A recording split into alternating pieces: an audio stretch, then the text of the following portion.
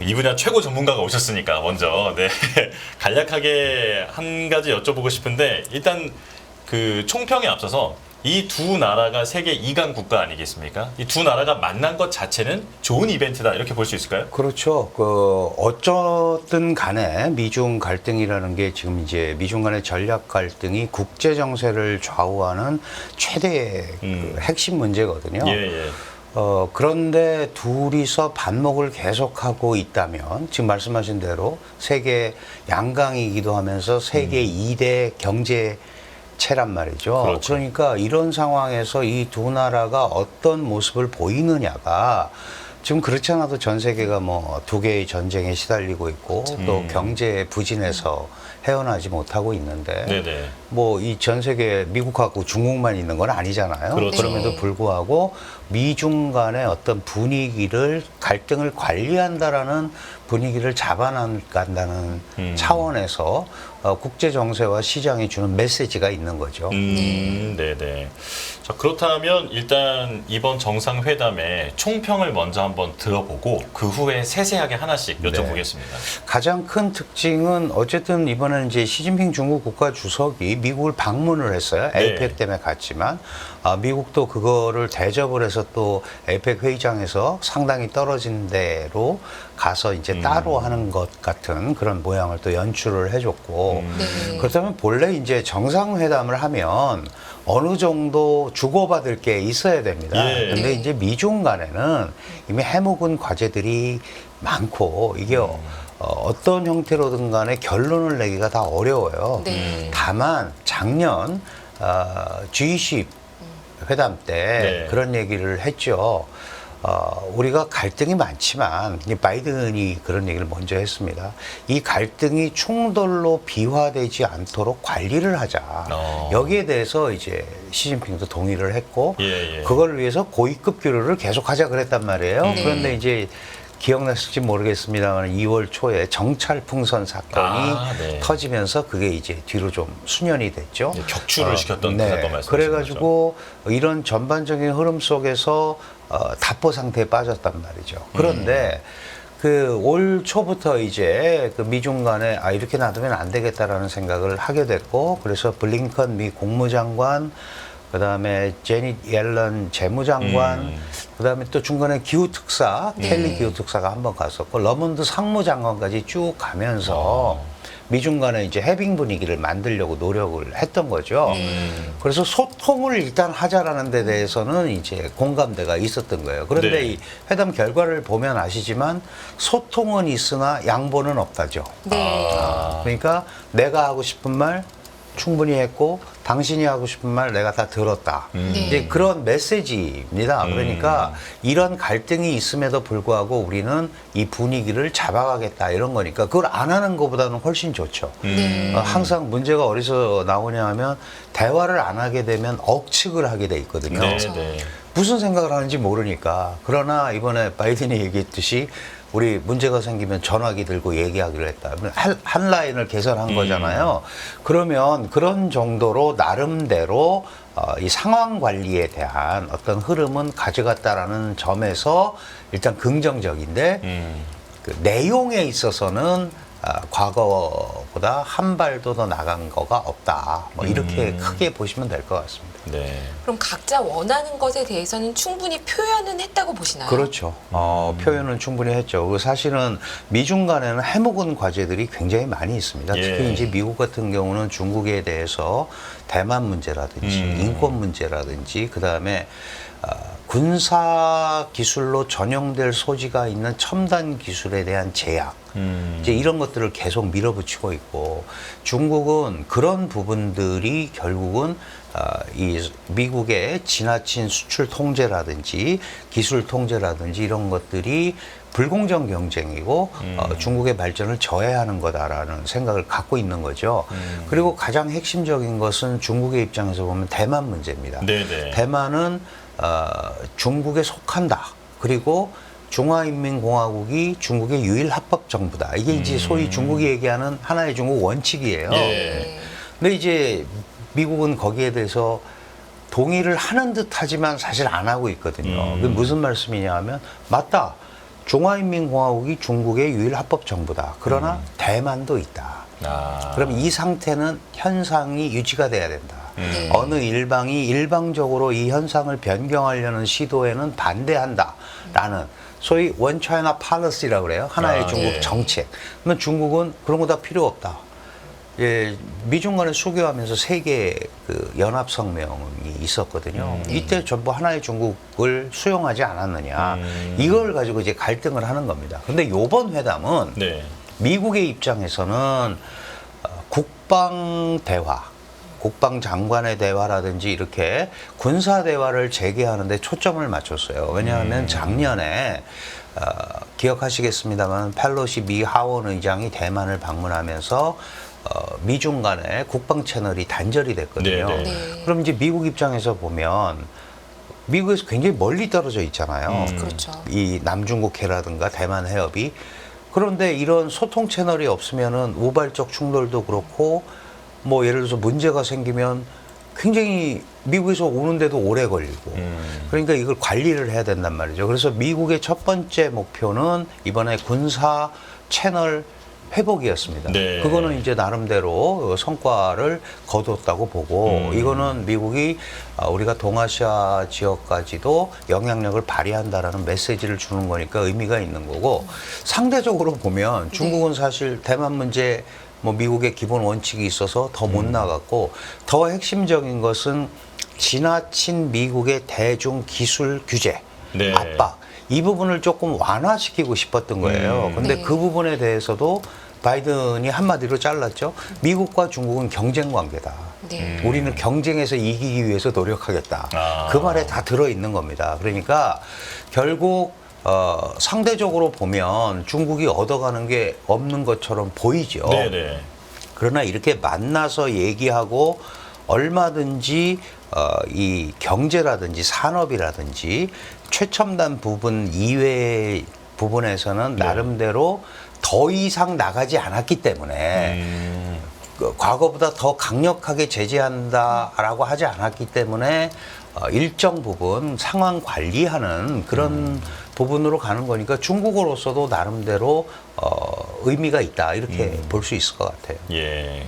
그러니까 소통은 있으나 양보는 없다라고 한마디로 정리를 해 주셨었는데 그래도 이 대화에서 양측이 얻은 것을 한번 정리를 해보면 미국은 이제 군사 채널을 확보하는 성과를 거뒀고 그리고 중국은 추가 규제나 제재를 이제 막는 것 정도, 예, 네, 그 정도의 상황을 관리하는 정도의 성과를 얻었다. 자, 이렇게 말씀해 주셨는데 지금 그 회담 분위기 내내 분위기는 좋았던 걸로 그 알려졌거든요. 그런데 이제 그 직후에 기자회견에서 바이든 대통령이 이제 시 주석에 대해서 독재자라는 표현을 네. 예, 분명하게 발음을 하더라고요. 이게 뭐 한간에서는 실수다 이런 얘기도 있는데 어떻게 보십니까? 사실은 정상회담을 잘 맞춰놓고 네. 그런 얘기를 하는 것은 사실 외교상의 결례기도 하죠. 어떻게 예. 보면 그렇죠. 다만 이제 바이든 대통령이 중국에 대해서 특히 시진핑 체제에 대해서 갖고 있는 생각이 그런 겁니다.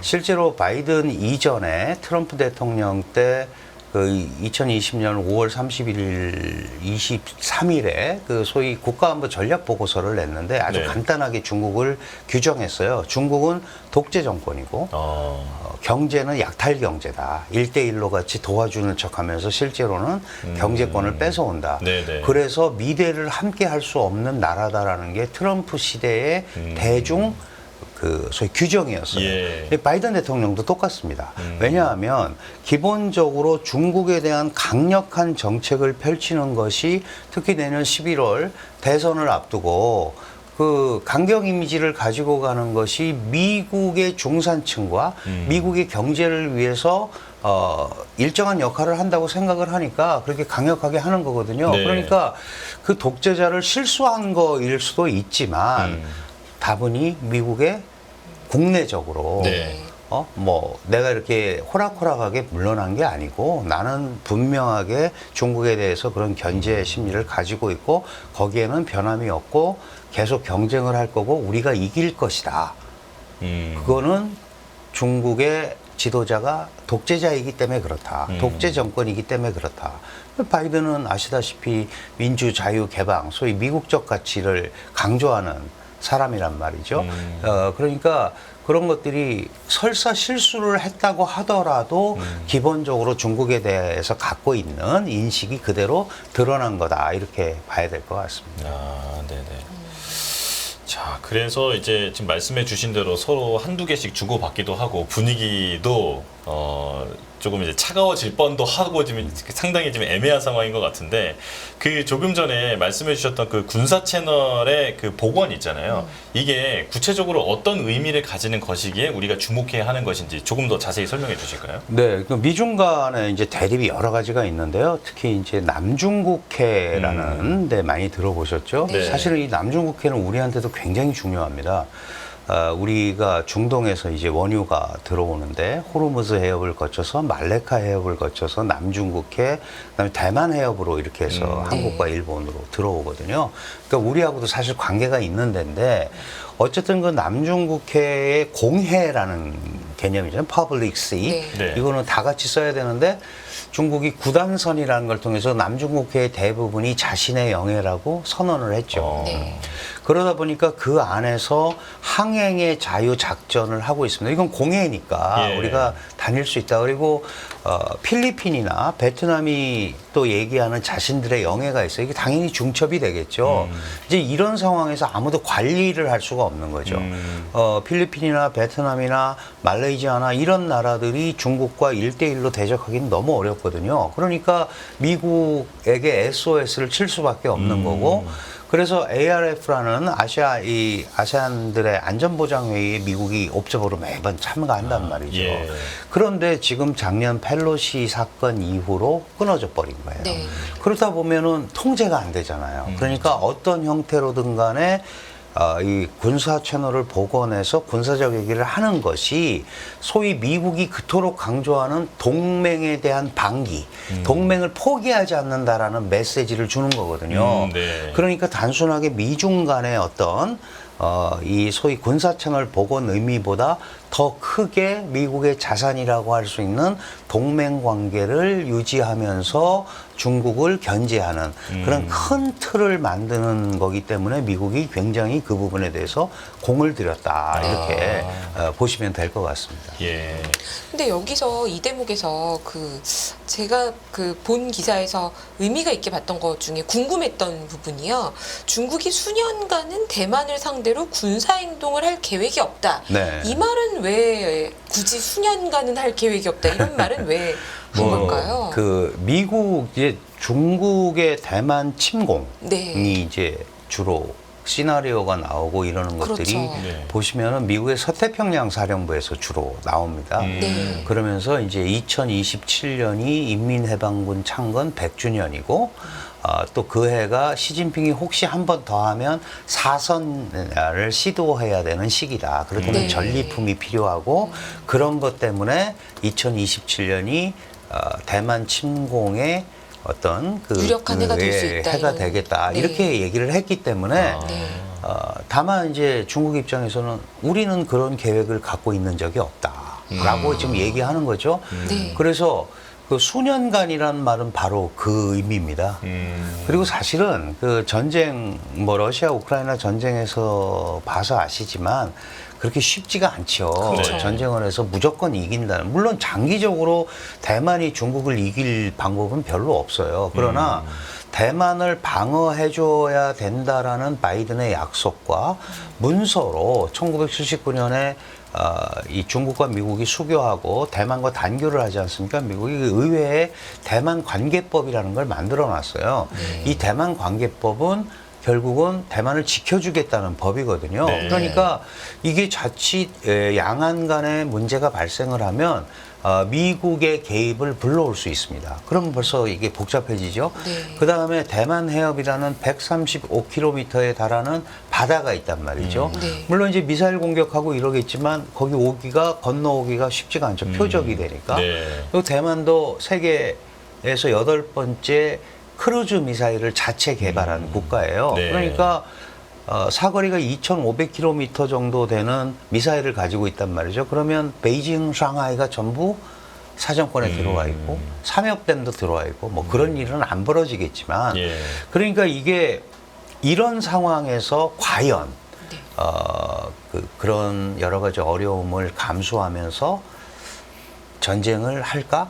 그거는 중국 입장에서 볼 때는 우선 이기기도 어렵고 미국의 개입을 불러일으킬 수도 있고 국제사회에서는 침략자가 되는 거예요. 네네. 그런 상황 때문에 지금은 아니다라는 표현을 한 게 아닌가. 그러나 장기적으로 시진핑은 중국의 꿈 많이 들어보셨죠? 네네. 중국몽. 네. 중국몽의 최종 완성은 대만과의 통일이다라는 말을 여러 번 했거든요. 네. 네네. 그러면 이제 홍콩도 중국의 폼으로 돌아왔고 마카오도 돌아왔기 때문에 대만이 들어오면 그레이트 차이나가 형성이 되는 거죠. 이제 그런 생각을 이 당위성적인 차원에서 중국의 지도자로서 대만 문제를 해결해야 된다는 당위 차원에서 더 많이 강조하는 게 아닌가 이렇게 생각이 됩니다. 네. 지금 마침 대만 얘기를 했으니까요. 이어서 좀 여쭤보면요. 내년에 이제 각국의 선거 중에서 좀 중요하게 보는 선거가 또 대만 총통 맞습니다. 선거 아닙니까? 네. 또 27년에 대만의 전쟁을 우려하시는 분들은 사실 이 선거가 혹시나 반중 성향의 총통이 당선될 경우에 더 리스크가 커진다라는 걸 우려하고 계신데요. 네. 이 부분 어떻게 보시나요? 뭐 그렇게 볼 수도 있는데요. 네. 지금 이제 3명의 거의 비슷비슷한 6, 7%부터 31% 정도의 3명이 지금 몰려 있어요.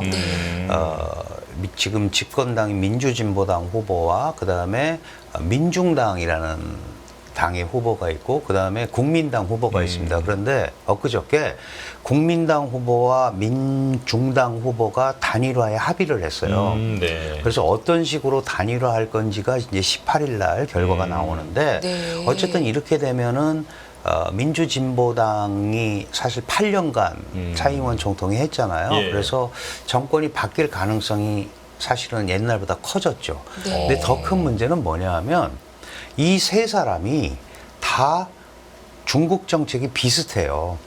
민주진보당은 기본적으로 독립 성향을 가지고 있지만 지금은 현상 유지에 초점을 맞추고 있단 말이죠. 네. 그건 국민당도 그렇고 민중당이라는 당의 후보도 마찬가지입니다. 그러니까 누가 되든지 간에 현상 유지죠.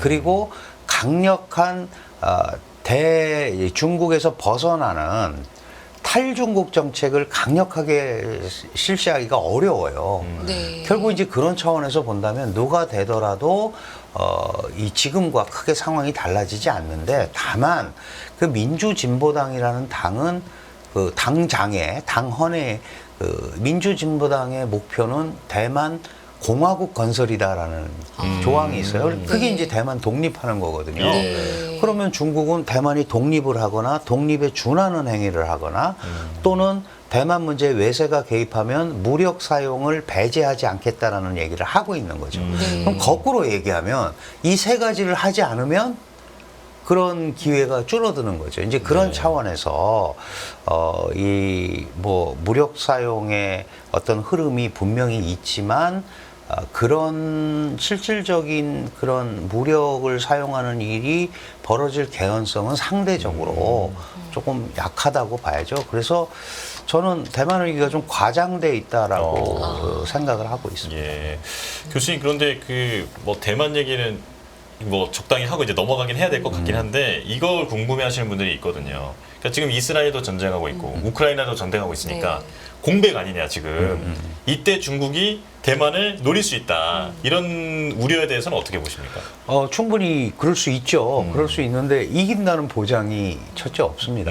첫째 없고 그 중국이 지금 이 상황에서 만약에 대만을 공격해서 예를 들어서 며칠 안에 장악을 하고 이렇게 되면은 좋은데 이게 조금 더 장기전으로 가거나 이렇게 된다면 이게 굉장히 복잡해진단 말이죠. 게다가 대만은 잘 아시다시피 TSMC라는 그 반도체 메모리, 우리는 메모리의 강점이 있고 저희 이제 파운드리인데 네네. 비메모리인데 이거가 사실은 전 세계적으로 잘 아시다시피 미국의 장비와 원천 기술, 그다음에 일본의 소부장, 소재 부품 장비, 그다음에 한국과 대만의 제조력으로 이루어져 있는데 이 한쪽 축이 무너지는 거예요. 이거는 사실은 미국이 이렇게 하는 거를 바랄 수가 없죠. 그렇죠. 예. 그렇기 때문에 지금 공격을 하는 것은 여러 가지로 중국한테도 모험이 따르다. 아. 만약에 제가 아까 말씀드렸지만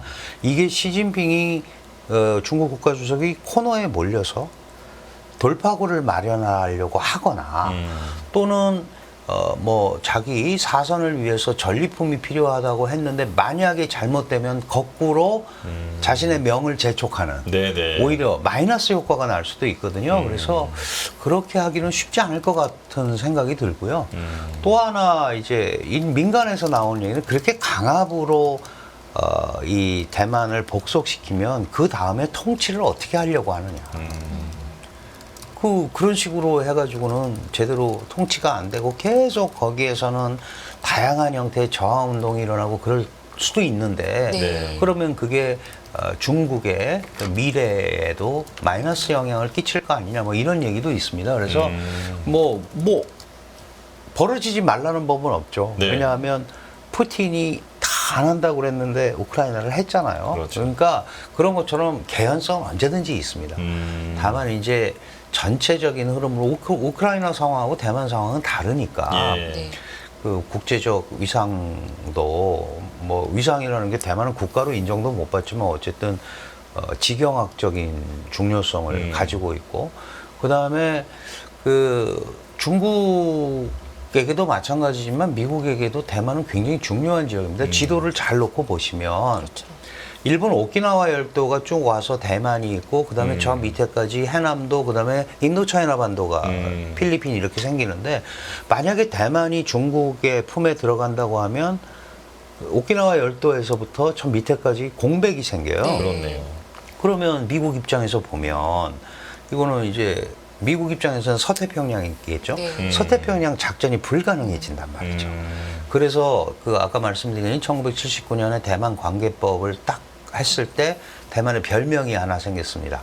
대만은 미국에 가라앉지 않는 항공모함이다. 아. 무슨 말씀이냐 면 웬만해서는 미국이 대만을 포기하지 않을 것이다라는 믿음이 있는 거죠. 마치 북한이 좀 사고를 쳐도 중국이 우리 못 버릴 거야 하는 그런 생각이 있는 거 아닌가 이렇게 뭐 유추할 수 있을 것 같아요. 예. 네. 대만은 미국이 포기할 수 없는 카드라는 것을 중국도 잘 알고 있으니까 당장의 어떤 무력 점령이라든지 이런 것의 가능성은 낮아 보인다. 네. 네, 이렇게 정리를 할 수 있겠고요. 자, 그리고 이제 한 10분 정도밖에 시간이 안 남았는데 한중 정상회담 얘기로 넘어가야 할 것 같습니다. 지금 이제 한국과 중국의 정상이 만나기를 학수고대하고 있는 분들이 많이 있는데 이번에 지금 어쨌든 모이긴 한단 말이죠. 네, 네. 정상회담이 열릴 가능성은 있을까요? 저는 당위적 차원에서 해야 된다라고 생각을 합니다. 사실 작년에 발리 정상회담도 제가 보니까 11월 16일인가 그랬어요. 네네네. 예, 그게 이제 이런 다자 무대지만 어쨌든 간 만나는 게 굉장히 중요하다. 그리고 지금 한일은 또 정상회담이 확정이 돼 있는데 이제 한중은 아직도 조율 중인 것 같아요. 네네. 아직도 조율 중인 것 같은데 저는 이제 어떤 형태로든 간에 좀 됐으면 좋겠다라는 생각이 들고요. 많은 분들이 시진핑의 방한이나 윤석열 대통령의 방중 뭐 이런 걸 생각을 하는데 사실은 정상회담은 이렇게 1대1로 하는 정상회담은 결과가 있어야 돼요. 주고받는 결과가. 아무것도 없으면 안 되잖아요. 그러면 사실상 물밑으로는 거의 결정이 돼놓고 만나는 건가요? 그럼요. 그렇게 봐야죠. 지금 미중 간에는 공동성명 안 하기로 하고 한 거죠.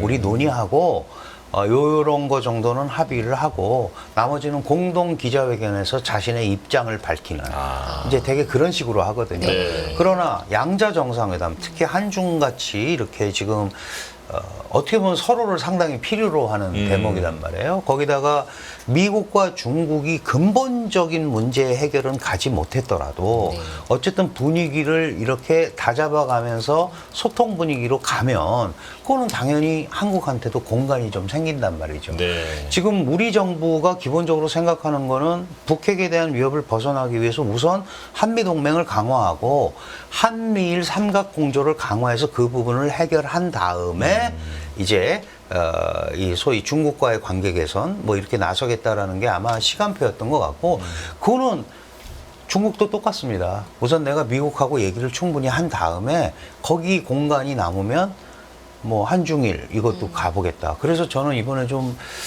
어떤 형태로든 간에 됐으면 좋겠고 사실 더 많은 분들이 잘 아시지만 이 뭐 한미동맹, 한미일 삼각협력 이거는 굉장히 큰 그림이에요. 네. 이걸 가지고 자꾸 얘기하면 아무것도 해결이 안 됩니다. 그러니까 그거는 원래 그렇게 있는 거니까 그건 그대로 놔둬야 돼요. 네. 예를 들어서 중국이 한국 보고 한미동맹 해체하고 너희 나와서 나한테 와 내 말 들어 가겠습니까? 마찬가지로 북중 관계 안 깹니다. 네. 못 깨죠. 네. 그러면 그 얘기는 놔두고 양자 간에 지금 서로 필요하잖아요. 민생 차원에서 중국 경제도 굉장히 어렵고 한국도 경제적 돌파구를 마련을 해야 되기 때문에 실제로 경제 교류나 이런 데 초점을 맞춘 양자 간 대화를 시작하는 게 맞고 그런 의미에서 이번에 샌프란시스코에서 한중 정상회담이 이루어진다면 그런 정치적 큰 그림보다는 이 소위 양자 간에 할 수 있는 얘기들을 잘 연결을 한다면 이제 11월 말에 한중일 삼국 외무장관 회담이 부산에서 있고요. 외무장관 회담이 있다라는 거는 이제 한중일 삼국 정상회의가 열린다는 거예요. 그런데 한중일 삼국 정상회의는 중국에서 총리가 오게 돼 있습니다. 아. 그러면 정치적 부담도 덜 하잖아요. 네. 그러니까 이번에 양국의 지도자가 정상회담을 하고 흐름을 잘 가지고 간다면 한중일 삼국 정상회담도 궤도에 오르고 이게 그 양자 간의 교류나 이런 데도 청신호가 충분히 될 수 있다. 이제 이렇게 생각을 하기 때문에 그 물꼬를 튼다는 차원에서 한중 정상회담이 어떤 형태로든 간에 잠깐을 만나더라도 이루어지는 게 좋겠다라는 그런 생각을 가지고 있고 아마 그런 것 때문에 지금 열심히 조율을 하고 있을 겁니다. 네. 이제 가능성에 대해서까지는 뭐 확신을 할 수는 없지만 이제 만약에 열린다고 하면 조금 전에 말씀해주신 것처럼 경제라든지 이런 구체적인 문제에 포커스를 두고 이제 대화를 할 가능성이 있다. 네. 네, 지금 이렇게 말씀해 저는 주셨어요. 열릴 것 같습니다. 그냥 아, 그런가요? 왜냐하면 이런 것도 기회거든요. 네. 해야 된다고 생각을 합니다. 네. 근데 지금 미중 정상회담에서 사실 경제적인 측면에서는 바이든 대통령이 이번에 사실 수출 통제에 대해서는 국가 안보를 보호하는 데 필요한 수출 통제 경제 조치는 앞으로도 단호하게 네. 시행하겠다 입장을 재차 확인했지 않습니까? 그러면 이런 상황에서 한중 정상회담을 했을 때 우리가 기대할 수 있는 경제 협력은 어떤 수준이 가능할까요? 네, 지금 이제 사실은 그 바이든 입장에서도 그렇고 그 바이든은 기본적으로 중국이 자신들이 가지고 있는 하이테크 기술이 군사 무기라든가 이런 네. 데로 전용이 되면 그게 미국을 공격하는 거기 때문에 이런 기술이나 이런 걸 국가 안보 차원에서 생각을 한단 말이죠. 네. 이제 그런 의미에서 반도체나 이런 것도 우리한테 협력을 하라고 많이 얘기를 합니다. 근데 예. 잘 생각을 해보시면 물론 이제 이전에는 하이테크 반도체만 규제한다고 그러다가 사실은 굉장히 저사양 반도체까지 그 규제를 하기 시작했어요. 근데 우리는 지금 삼성과 SK가 중국에 반도체 공장이 있고 한 40% 정도를 생산을 해요. 이 부분에 대해서 뭐 5년간 몇 프로만 늘려라 그리고 장비 안 간다고 그랬는데 그걸 다 풀어버렸거든요. 네. 그러면 필요에 따라서 우리가 필요로 하는 다만 그게 이제 미국이 생각하는 반도체가 AI로 전용이 돼서 그게 군사무기에 장착되는 이 수준이 아닌 부분에서는 우리가 공간을 충분히 확보를 해야 되고 그 다음에 네. 많은 기업들이 지금 중국에 여전히 진출해 있단 그렇죠. 말이죠. 네. 그런 부분에 대해서는 일단 중국이 가지고 있는 시장 잠재력이라든지 물론 모든 부분이 다 그럴 수는 없어요. 많은 사람들이 이제 중국에 팔 게 없다고 그러는데 또 팔 게 생기죠. 네네. 네. 왜냐하면 2000년도에 한중 간의 수출입 그 품목, 10대 품목, 그 다음에 2020년, 한 20년 지나고서 수출입 품목은 누가 바꾸라고 그런 것도 아닌데 한 5가지가 자연스럽게 바뀝니다. 네. 그럼 그거는 추세잖아요. 그렇죠. 예. 그러면 중국이 필요로 한 거를 우리가 만들면 사가게 돼 있는 거죠. 그게 없으면 안 되는 거고. 그러니까 그런 쪽으로 중국이 필요로 한 부분에 대한 그런 것들이 과도하게 우리를 한테 요구를 하고 그게 미국이 생각하는 하이테크 기술과 연계가 된다면 어려움이 따르지만 그렇더라도 우리가 충분히 설득을 해서 경제 산업 분야에 어떤 공간을 확보하는 데는 노력을 계속 해야 하지 않을까 그런 생각이 네. 듭니다. 네. 자, 이제 한 3분 정도 남았는데 마지막으로 지금 말씀해 주신 것처럼 상당히 이게 살얼음판 걷는 것 같은 분위기란 말이죠. 자, 이런 상황에서 한국의 과제는 무엇인가? 자, 어떻게 대응해야 할 것인가? 예, 말씀해 주시죠. 정말 해묵은 숙제죠. 네. 그리고 뭐 앞으로도 그럴 거고. 그 이제 미중 사이에서의 고민은 사실 우리만 하고 있는 건 아니에요. 뭐 많은 국가들이 하는데 우리는 한 가지 어려움이 더 있습니다. 그러니까 북한으로부터의 위협 이런 게 있기 때문에 실제로 어떻게 보면 이제 삼중고에 빠져 있는 겁니다. 그래서 많은 사람들이 그렇게 얘기하죠. 원칙을 세우고 막 이러는데 그게 사실 쉽지가 않아요. 그래서 저는 이 선택적 결정들을 많이 해야 된다. 모든 분야를 다 한쪽을 따라가는 게 아니고 이러이러한 부분은 미국한테도 아니라고 얘기를 해야 되고 그게 바로 뭐예요? 국익에 기초를 한 거죠. 중국한테도 이 부분은 우리가 도저히 할 수가 없다. 이거를 오히려 처음부터 디클레어를 하고 가는 게 훨씬 낫다는 거죠. 네. 뭐 균형 외교 막 이러는데 균형은 센 사람이 합니다. 네. 사실 약한 데가 그쵸. 미중을 상대로 균형을 찾기는 사실 쉽지 않죠. 그럴 그렇죠. 바에는 우리는 이 문제에 대해서는 이렇게 할 수밖에 없고 이 문제는 이렇게 할 수밖에 없다라는 걸 얘기를 하면서 특히 경제 문제에 대해서는 조금 더 선택적으로 전술적으로 이 좀 변하는 국익을 기초로 해서 변하는 그런 모습을 오히려 자꾸 설득하고 보여주는 게 저는 더 방법이 아닌가 그런 생각을 합니다. 굉장히 중요한 말씀이시네요. 그러니까요. 네. 네. 이제 사실 균형이라는 것은 어찌 보면 이제 강자들에게 해당이 되는 예, 말인 상황인데 그래도 우리가 중간 그 가운데 내에서 이제 미국과 중국 사이에서의 어느 한쪽으로 치우치지는 않고 균형을 좀 잡아야 할 것 같은데 사실 그럼 지금 우리 정부가 취하고 있는 그런 스탠스라고 할까요? 이런 부분에 대해서는 혹시 개선할 점은 없겠습니까? 예, 저는 이렇게 생각을 해요. 그 부분은 아마 계산을 그렇게 한 것 같습니다. 우선 모든 그 국가는 두 가지 문제의 어려움을 겪고 있습니다. 첫째가 이제 국가 안전의 확보, 또 하나가 어떻게 하면 지속 가능한 발전을 유지할 건가. 네. 그럼 경제 문제겠죠. 근데 우리는 첫 번째부터 딱 걸려 있는 거예요. 그러니까 이 문제를 해결하기 위해서 한미동맹을 강화하고 한미일 삼각공조를 통해서 북한으로부터의 위협에서 벗어나자. 이거를 먼저 하고 지금부터 이제 경제나 이런 것들을 순차적으로 하는 그림으로 가는 거거든요. 그러니까 만약에 이 부분을 안 하고 앞에 것만 가면 그거야말로 또 친미 일변도로 읽힐 수가 있어요. 네네네. 그런데 우리가 인도태평양 전략에서도 그 미국이 낸 거지만 20여 개국이 각국판 인도태평양 전략을 발표를 했습니다. 우리도 네. 작년 12월 말에 했는데 거기에 보면 중국은 한국의 주요 협력국이다라는 표현을 했어요. 다른 나라들은 안 했습니다. 다 견제인데. 그만큼 우리는 이미 그런 쪽으로 생각을 하고 있으니까 한쪽에만 너무 그럼 안보 문제는 방법이 없잖아요. 지금 상황에서 네. 그거는 그렇게 가더라도 좀 경제나 이런 데서는 좀 유연성을 발휘하면 좋겠다라는 기대를 해봅니다. 네. 알겠습니다. 자, 이렇게 복잡해 보였던 미중 정상회담에 대한 자세한 해설을 들었는데요. 앞으로 한중 정상회담이 열리는지도 주목을 해봐야겠습니다. 이제 시야가 좀 트인 것 같죠? 네. 자, 교수님과는 여기서 인사드리겠습니다. 강준영 한국외국어대학교 국제지역대학원 교수님과 함께했습니다. 고맙습니다. 감사합니다. 감사합니다.